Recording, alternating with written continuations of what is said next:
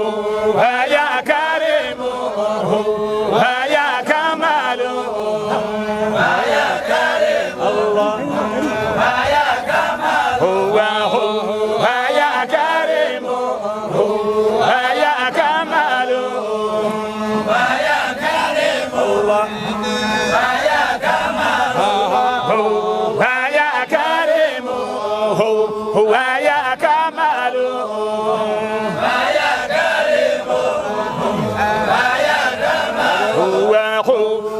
يا كريم يا كمال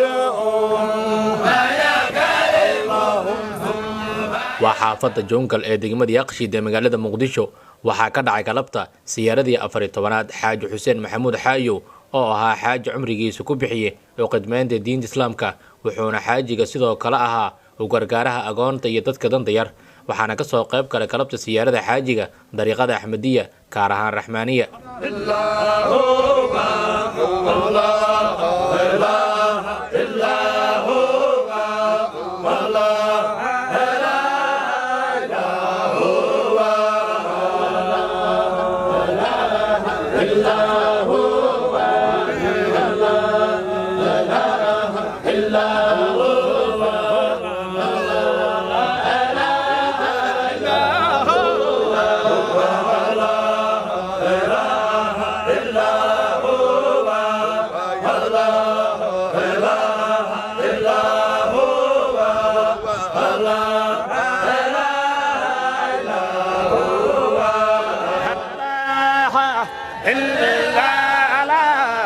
محمد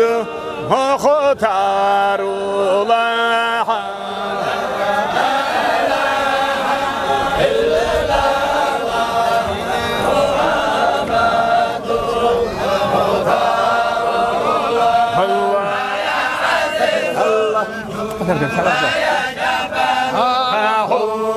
يا عزيز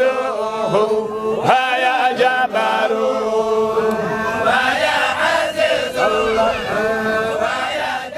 هو يا هو يا هو يا هو يا هو سيدي هو يا هو يا هو